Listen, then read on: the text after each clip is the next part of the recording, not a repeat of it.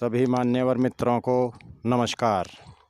भाइयों मित्रों, आज की वीडियो का विषय होगा पाप, अत्याचार और अन्याय करने वाले लोग ज़्यादातर सुखी और खुश क्यों देखे जाते हैं। आज हम इस वीडियो में यह बताने का प्रयास करेंगे। भाइयों, वीडियो को अंत तक देखना, आपको सब कुछ समझ में आ जाएगा। भाइयों, पाप और अन्याय करने वाले लोग इसलिए सुखी और खुश देखे जाते हैं क्योंकि उन लोगों ने प्रारब्ध में धर्म की दृष्टि से तो नहीं बल्कि तामसी भावना से, अहम और दिखावे की दृष्टि से कुछ दान धर्म किया होता है, जिसके फल स्वरूप उन लोगों में इस जन्म में भी कोई सेवा भाव, दान धर्म भावना तो नहीं होती, लेकिन उस तामसी भाव से किए गए पुण्य की वजह से उनको वो शक्ति और संसाधन उपलब्ध हो जाते हैं जिनसे वो बड़ी आसानी से अन्याय और अत्याचार की भावना से दूसरे लोगों का शोषण कर उन पर अत्याचार कर सकें।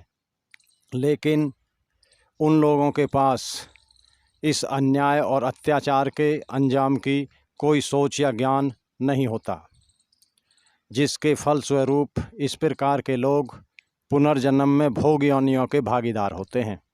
लेकिन वर्तमान जन्म में अपनी प्रारब्ध के कारण ऐसे लोग सुखी और प्रसन्न नजर आते हैं, क्योंकि उन्होंने पिछले जन्म में तामसी भावना के साथ कुछ दान दया धर्म किया होता है। लेकिन दूसरी तरफ वो लोग होते हैं जिन्होंने प्रारब्ध में कोई दान धर्म तो नहीं किया होता, परंतु कुछ बुरा भी नहीं किया होता, जिससे उनको एक साधारण मनुष्य का जन्म मिला होता है। ऐसे लोगों के पास बहुत तीक्ष्ण बुद्धि तो नहीं होती, लेकिन ऐसे लोग पाप पुण्य के भेद को जानने की सोच अवश्य रखते हैं, भले ही उनकी परिस्थिति उनको किस दिशा में लेकर जाए, ये उनके अपने आत्मबल और धैर्य पर निर्भर करता है। लेकिन यह सत्य है कि तामसी भाव के लोग नरक को प्राप्त होते हैं, इसमें कोई संदेह नहीं है।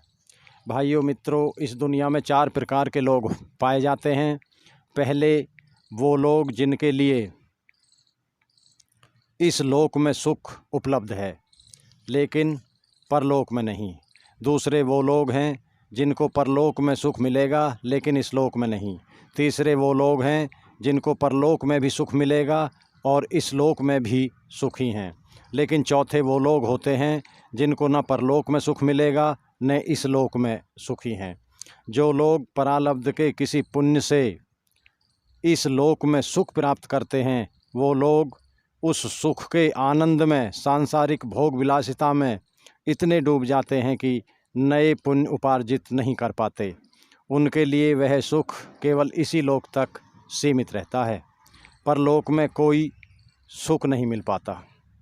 कुछ लोगों के प्रारब्ध के पुण्य तो नहीं होते, लेकिन वो अपने तपस्वी जीवन से तप साधना के द्वारा नए पुण्य उपार्जित कर लेते हैं, परंतु ऐसे लोगों को इस लोक में सुख नहीं मिलता, लेकिन वे लोग परलोक में सुखी रहते हैं।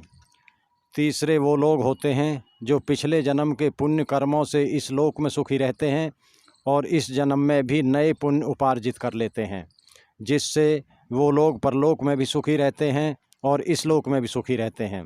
लेकिन ऐसे लोग बहुत कम होते हैं जो इस लोक में भी सुखी रहते हैं और परलोक में भी सुखी रहते हैं। चौथे वो लोग होते हैं जिनका प्रारब्ध का भी कोई पुण्य उपार्जित नहीं होता और इस जन्म में भी कोई पुण्य उपार्जित नहीं किया।